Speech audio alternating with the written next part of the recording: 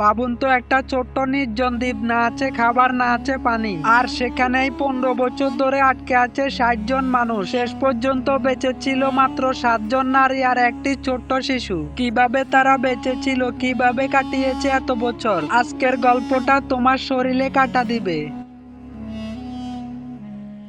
1761 সালে একটি ফরাসি জাহাজ মাদাগাস্কার থেকে রওনা দেয়। এর কাজ ছিল ভয়ঙ্কর, জোর করে ধরে আনা আফ্রিকান মানুষদের দাস হিসাবে বিক্রি করে। জাহাজে ছিল প্রায় 160 জন দাস আর 140 জন ফরাসি নাবিক। সবকিছু ঠিকঠাক চলছিল, কিন্তু ভাগ্য অন্য কিছু লিখে রেখেছিল। 31 জুলাই গভীর রাত, হঠাৎ ভয়ঙ্কর ঝড়। জাহাজটি ধাক্কা খায় এক লুকানো প্রবাল প্রাচীরে, আর কয়েক মিনিটের মধ্যেই ডুবে যেতে শুরু করে। অনেকেই সেখানে মারা যায়, বিশেষ করে যারা নিচের ডেকে আটকে ছিল। কিন্তু কিছু মানুষ ভাঙা কাঠ আঁকড়ে ধরে মৃত্যুর সঙ্গে লড়াই করে পৌঁছে যায় এক নির্জন দ্বীপে।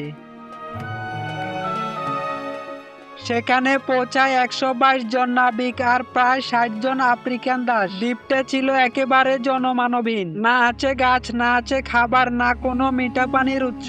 শুরু হলো আসল লড়াই। প্রথম কয়েকদিন যে সামান্য খাবার ছিল তাই দিয়েই চলছিল, কিন্তু খুব দ্রুতই পানি শেষ হয়ে যায়। চারদিকে শুধু নোনতা সমুদ্র আর জ্বলন্ত বালু। অনেকে বাধ্য হয়ে সমুদ্রের পানি খায় আর অসুস্থ হয়ে পড়ে। ঠিক তখনই কিছু মানুষ বালু খুঁড়তে শুরু করে। ঘন্টার পর ঘন্টা পরিশ্রমের পর মাটির নিচ থেকে বের হয় মিঠা পানি। সেই মুহূর্তে তাদের চোখে ফিরে আসে বাঁচার আশা। কয়েক মাসের পরিশ্রমে নাবিকরা ভাঙা জাহাজের কাঠ দিয়ে বানায় নতুন নৌকা। তারা বলে, আমরা সাহায্য আনতে যাচ্ছি, আমরা ফিরবো। কিন্তু তারা কখনোই ফিরে আসেনি। দ্বীপে রয়ে গেল শুধু দাসেরা, সম্পূর্ণ একা।